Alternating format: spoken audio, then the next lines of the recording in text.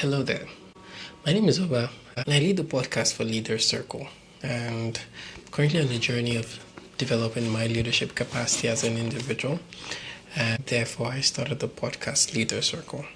So, this series I want to start now is a book review series where I'll be going through leadership books and just be providing chapter by chapter reflections and reviews from leadership books I read. And I'm hoping that this inspires other people to also read and maybe also learn from my reflections. And the first book I will be reviewing is the 21 Irrefutable Laws of Leadership by John C. Maxwell. And I think what I want to do with this is there are 21 chapters, and that means there are 21 laws. And my goal is to take one chapter per day, which is one law per day, and basically means I'm going to be reading 21 chapters in 21 days. So that's the series for this book. And I'm hoping I'm able to record 21 videos in 21 days. But this is just to keep things short. But my goal is to keep these videos short anyway. So for the first chapter, not to keep you for too long. So the first chapter, let me just give a brief overview of this book. So this current one I'm reading is the revised and updated version in case anybody wants to go get it, right? And the revised and updated version is different from the old version. It's the 10th anniversary edition. So it has a couple of additions and things in the appendix as well.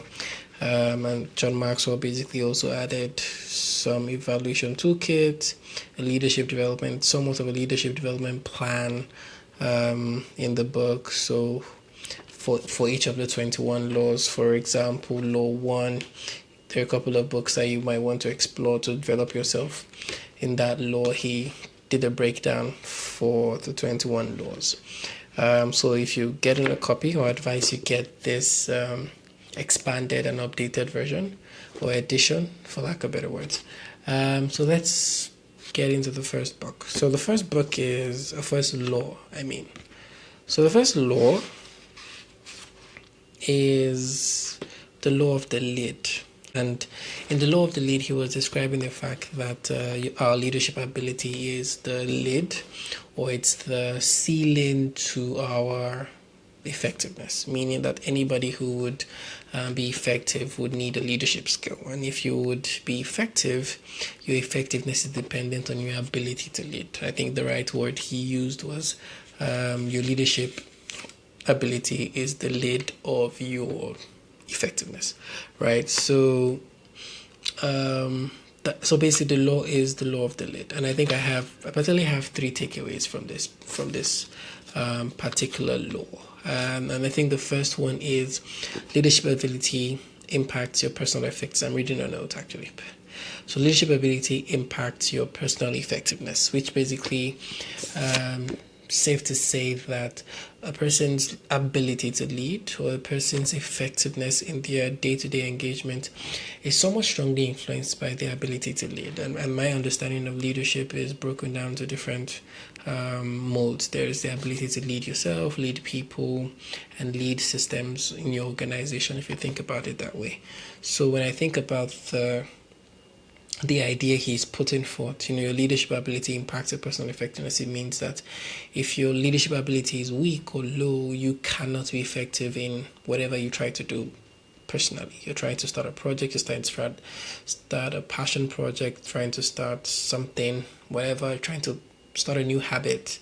Your effectiveness in that thing you're trying to lead will be limited by your ability, your leadership ability or leadership skills. The other one is, and I think it's just me summarizing how he put it. So he said if you want to go higher in your organization or in the corporate space, you would need leadership. So the way I paraphrase it is going up the corporate ladder requires the need for leadership. So what that basically means is in our different organizations, we have very different roles and at different levels. And if you want to go up that ladder, you want to get a promotion. For every stage you get up to go up, you would need leadership ability. You need to be to have leadership skills. You need to have a leadership capacity, and therefore your leadership ability would limit your effectiveness in the levels that you are going to or you're aspiring to get to. Therefore, you need to expand your leadership capacity so that as you begin to go up the career ladder, your corporate ladder, or grow in your influence, you then begin to also grow in your effectiveness. Because the higher up you go, the more you get to lead more things, and you get to lead more people. You get to have get responsible for bigger things.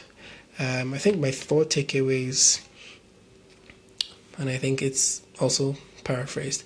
So impact requires influence, and influence requires leadership. So he mentioned that there's your impact, being able to be a person of impact or to impact anything in your organization will require influence. And influence is basically, in other words, it's leadership. It's your ability to influence or to move things without pushing them, right? I think that's how I think of influence. Think telekinesis, being your ability to move things without touching them. And if you're